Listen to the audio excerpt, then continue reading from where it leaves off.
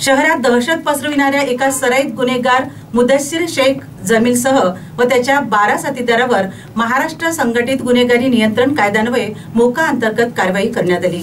शेख मुदस्सीर शेख जमील, शेख जुने शेख निसार, मोहम्मद सुहेल उर्फ शेख सोहेल शेख जमील, असलम खान छोटू खान, शेख सोएब उर्फ उवेद शेख निसार, शेख अंसार शेख मुस्ताक, अजहर काजी अल्लाउद्दीन काजी खतीव सर्व राहणार उमरखेड व इतर 5 जण अशी मोक्का कारवाई करण्यात आलेल्या आरोपींची नावे आहेत।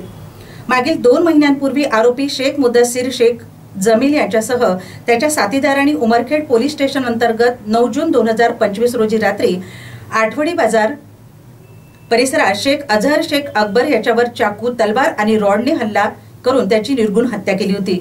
या प्रकरणी मृतकाचा भाऊ शेख खालिद शेख अकबर राहणार उमरखेड यांनी तक्रार दिली होती। त्यावरून पोलिसांनी शेख मुदस्सीर शेख जमीलसह त्याच्या टोळीवर खुनासह विविध कलमान्वये गुन्हे दाखल केले होते। सदर गुन्हा हा टोळीद्वारे करण्यात आला होता, त्यामुळे या टोळीवर प्रभावी प्रतिबंधक कारवाई करावी असे जिल्हा पोलीस अधीक्षक कुमार चिंता यांनी आदेशित केले। त्यावरून उमरखेड पोलीस निरीक्षक शंकर पांचाळ यांनी गेल्या 10 वर्षांमध्ये उमरखेड शहरात घडणाऱ्या गुन्हेगारी घटनांच्या अभिलेखाचे अवलोकन केले।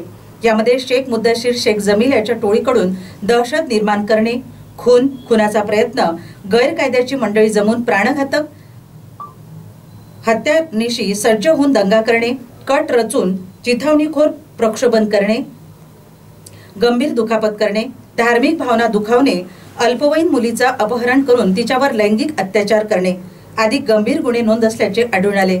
त्यानंतर उमरखेड पोलिसांनी या टोळीवर महाराष्ट्र संघटित गुन्हेगारी नियंत्रण अधिनियम 1999 चे संघटित गुन्हेगारी कलम समाविष्ट करण्यासाठी विशेष पोलीस महानिरीक्षक यांच्याकडे प्रस्ताव सादर केला होता। या प्रस्तावाला परवानगी मिळाल्याने मोक्का कलम समाविष्ट करण्यात आली आहे।